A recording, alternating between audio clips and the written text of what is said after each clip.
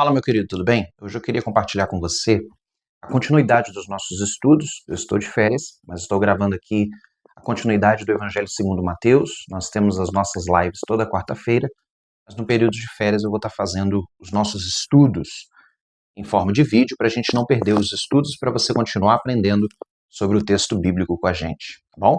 Quero hoje continuar de onde nós paramos a nossa última live. Nós falamos sobre a ceia do Senhor, sobre uma conversa que Jesus teve com os discípulos, onde ele avisava os discípulos que haveria um traidor, de que seria Jesus morto, ele seria morto, mas ressuscitaria. Tudo isso Jesus deixou já dito aos seus discípulos, preparando os seus discípulos, não só para o momento que viria, horas depois, como também preparando os discípulos ao entendimento do real propósito da vinda de Jesus, como nós falamos, a sua importância vital na nossa salvação, que é justamente a sua morte e ressurreição. Jesus veio para isso, para ser esse presente de salvação na nossa vida. Depois da ceia do Senhor, naquela quinta-feira, depois que Jesus ceou com os discípulos, estabeleceu todos os elementos, está tudo explicado nas lives passadas, Jesus foi para o Getsêmani, que a palavra, quando você vai ali, né, lagar do azeite, o significado ali de Getsêmani, que é, na verdade, o lugar possivelmente onde se fazia as prensas do azeite. Também tem esse significado, não só da produção de azeite, mas era também, ou seja, muitas oliveiras plantadas, né? Mas também o lugar onde se tirava o azeite. Né? Esse é o significado da palavra Getsemane. E foi nesse lugar de prensa, nesse lugar onde se tira o azeite pela prensa, Jesus foi sofrer, sugestivo, né? E o Getsemane é um lugar de sofrimento para Jesus. Logo depois da ceia, logo depois da refeição, logo depois de Jesus ter tomado o cálice, que era na época o vinho, frutas, né? Tem gente que vai dizer que Jesus não ceou com vinho. Gente, Jesus ceou com vinho sim, tá bom? A questão é que na cultura judaica isso era usado em cerimônias, geralmente misturado com água. Você pode ler a diferença dos vinhos na época de Jesus, e isso era de forma muito cautelar na cultura judaica. Existem vários textos que falam sobre isso, porque a embriaguez sempre foi condenada pelas escrituras, tá bom? Mas hoje a gente não sugere você ingerir bebida alcoólica, porque é uma porta de entrada para que você se perca e que você abre precedentes desnecessários para sua casa, para os seus filhos, para o alcoolismo e tudo que a gente hoje tem estudo, e o impacto do álcool no fígado. Se você toma, por exemplo, uma taça de vinho todos os dias, você já pode ser considerado um alcoólatra, então um alcoólatra, né? Então a gente sabe dos malefícios hoje, na época de Jesus, como a única forma de se guardar, né, o suco da vide, o fruto da vide, era justamente em odres, né, em tonéis, em barris, que acabava gerando fermentação e produzindo vinho.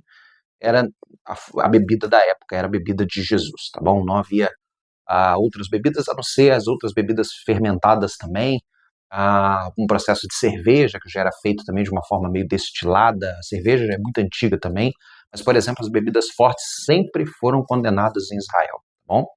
Só a bebida fermentada naturalmente era permitida na cultura judaica e com moderação. Hoje a gente entende que Paulo mesmo vai dizer lá em Efésios, né, não se apegueis ao vinho que causa dissolução, e dissolve você de dentro para fora em vários sentidos. Mas Jesus usou o vinho, Jesus usou o pão, e todos os discípulos participaram daquele momento. Depois Jesus foi para, como diz o verso 36 aí na sua Bíblia, em seguida, ou seja, logo depois da ceia, Jesus tomou à parte alguns discípulos e foi para esse jardim. Vamos ler?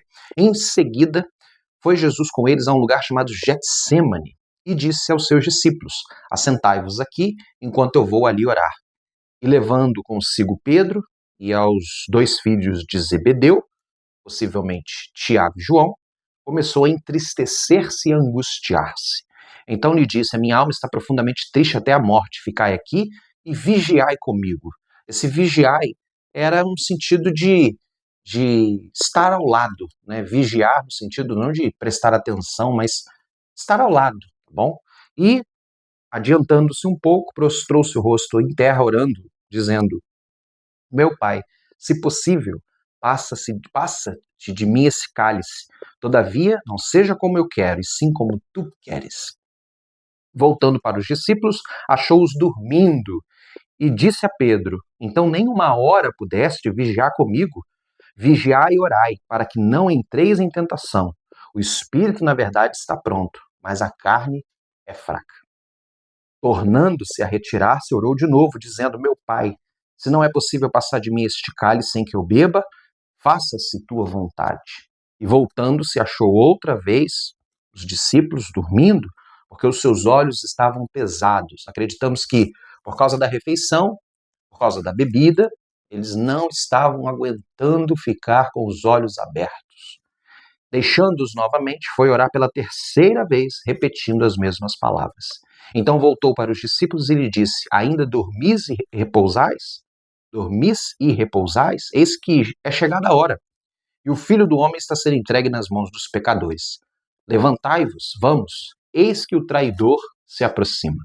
Judas Iscariotes foi quem levou Jesus para e entregou Jesus aos judeus por 30 moedas de prata, como nós falamos também na live passada. Coisas interessantes a se analisar nesse texto é um aspecto importante da cristologia, o primeiro deles, que é a onisciência de Jesus. É muito interessante que Jesus literalmente está sofrendo por antecipação, né? Nós brincamos muito falando isso conosco, né, com as pessoas, falando, poxa, mas você só vai fazer uma prova amanhã, você só vai passar por uma cirurgia amanhã, e você está tão angustiado, tão preocupado. Calma, mas nós somos assim, nós somos seres humanos, né? Nós temos essa limitação que faz parte da nossa vida, tá bom? E nós temos também a certeza de que Jesus ficou angustiado por causa da sua onisciência. Onisciência esta que era visível quando ele diz para Deus a respeito do cálice, tá bom? Que o cálice aqui era um cálice de oferta, tá bom? Quando você fazia, por exemplo, queria agradar um rei, você dava uma oferta de bebida, entendeu? A bebida era uma oferta, era uma doação, era algo que você estava doando para alguém. E Jesus está dizendo, essa doação, esse cálice que eu estou doando, que eu estou pagando, que eu estou dando ao rei, ele é pesado. Ele é um cálice que dói, é um cálice que traz, como o texto diz, entristecer-se e angustiar-se. Por que esse cálice é pesado? Porque traz consigo não só a responsabilidade da missão, como também traz consigo, antes mesmo de viver, todos os aspectos pré-conhecidos em Jesus por causa da sua onisciência. Jesus sabia que seus discípulos iriam lhe abandonar. Jesus foi traído pelo seu discípulo, talvez o discípulo mais preparado de todos para ser, por exemplo, líder do grupo, talvez seria Judas, né? O Iscariotes, né? Que a palavra Iscariotes, muita gente fala que significa assassino traidor, já explicamos também que não, talvez significa Ischiriot, que significaria homem de Quiriote, né? O Judas de Quiriote, né? Esse seria um homem mais preparado para ser o líder da igreja, talvez o mais culto de todos, mas infelizmente traiu Jesus por dinheiro.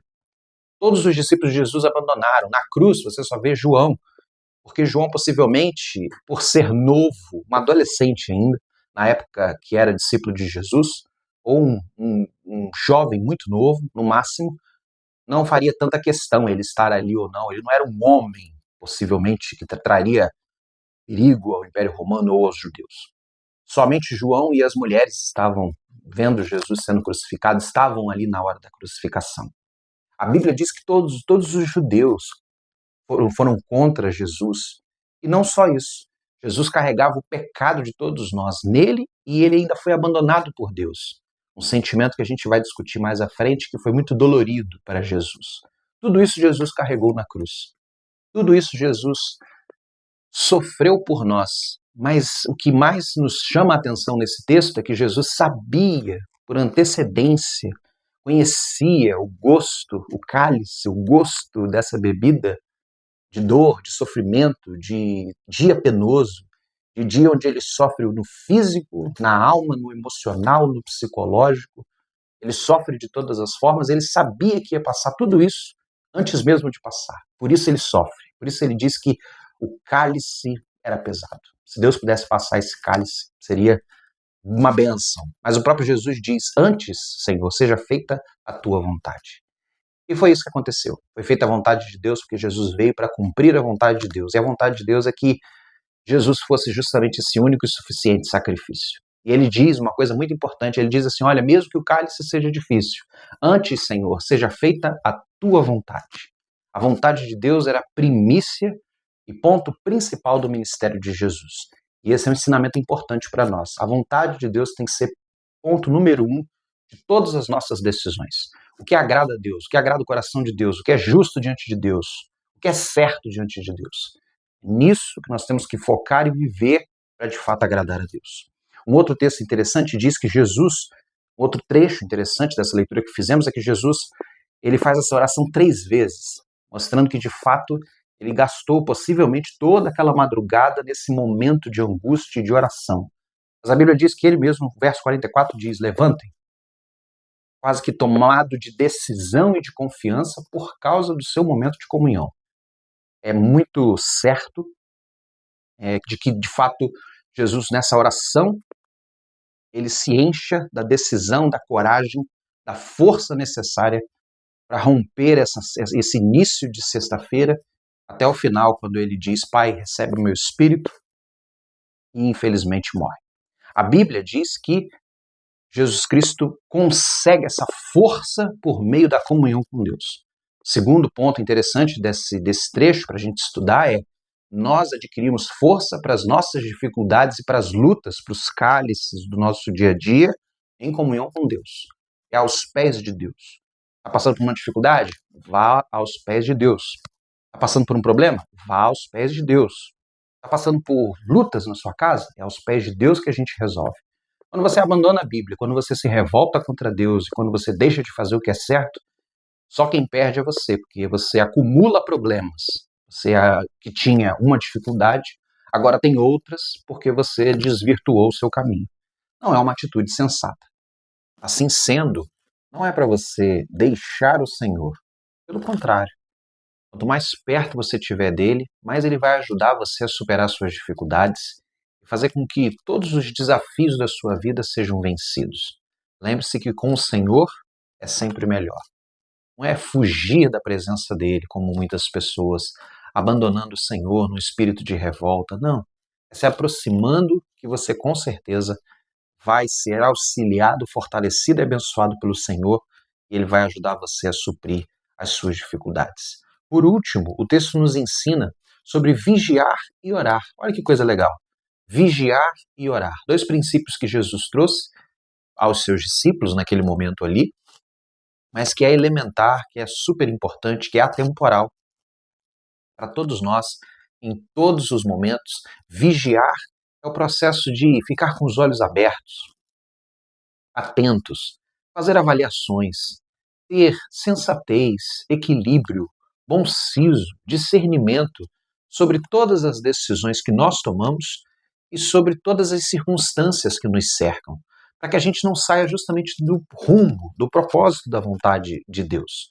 Jesus estava, por exemplo, assumindo a vontade de Deus na sua vida. E veja, mesmo com a sua onisciência, sabendo de tudo o que aconteceria, sabendo do abandono de Deus por causa do pecado que ele carregava, sabendo de todo o sofrimento, ele foi fiel até a morte, morte de cruz. Foi fiel para nos dar a salvação, e glória a Deus por isso. Tudo isso porque Jesus entendia que a vontade de Deus era um princípio básico a ser cumprido para que, de fato, tudo fosse alcançado de uma forma boa, correta e eficaz aos olhos de Deus e por meio de Deus para nós. É a vontade de Deus que alicerça as coisas, que traz paz, esperança, amor. É sempre a vontade de Deus. É sempre os planos e propósitos de Deus que nos traz um pedacinho do céu na nossa vida. A Bíblia mesmo já diz que toda dádiva e todo dom perfeito vem do Pai das luzes. Então não tem como a gente fugir disso. Quando a gente busca o princípio da vontade de Deus para a nossa vida, essa é a melhor decisão. Por isso que a gente tem que ser vigilante, porque nem tudo é vontade de Deus. Às vezes muitas coisas se disfarçam. Porque Jesus diz vigiai e orai para que não entre em tentação. Muita coisa soa como positivo, mas o fim às vezes é destrutivo, é prejudicial à nossa história de vida. E às vezes nós podemos não só vigiar, mas ajudar outras pessoas a também ser vigilantes. Afinal de contas, quando um de nós sofre, ou um nosso sofre, um filho, um pai, uma mãe, um irmão, nós também sofremos juntos. Então nós podemos também ser olhos do Senhor à vida de pessoas, ajuda do Senhor à vida de pessoas, para ser instrumento de bênção, ajudando elas a se manter vigilantes e alerta contra os perigos. Por isso, vigiai e orai. Orai porque muita coisa só o Senhor pode nos livrar. Por isso, Jesus nos ensinou, por exemplo, na oração do Pai Nosso: Senhor, afasta-te de nós o mal, livra-nos do mal, ajuda-nos nas nossas tentações, porque muitas vezes a libertação verdadeira, a proteção verdadeira, a segurança verdadeira, muitas vezes vem como uma intervenção divina nas nossas vidas, para nos ajudar a viver. E Deus faz isso com a sua graça e com a sua misericórdia por nós. Esse é o estudo de hoje, um estudo maravilhoso mostrando como que o Getsemane, aquele lugar de prensa, onde Jesus foi exprimido no seu íntimo, no seu sofrimento, tanto sofrimento, mas ele foi fiel a Deus. E ele nos ensina que mesmo nas maiores dificuldades, o objetivo tem que ser sempre a vontade de Deus. Quando o objetivo for a vontade de Deus, mesmo que a prensa seja difícil, nós seremos vitoriosos. Nós sairemos vitoriosos com Deus. Afinal de contas, todo aquele que serve a Deus e serve os princípios do Senhor já é mais do que vitorioso. Semana que vem tem outro estudo, outro vídeo, onde a gente vai continuar lendo o Evangelho de Mateus e estudando e aprimorando ainda mais o nosso conhecimento. Deus te abençoe.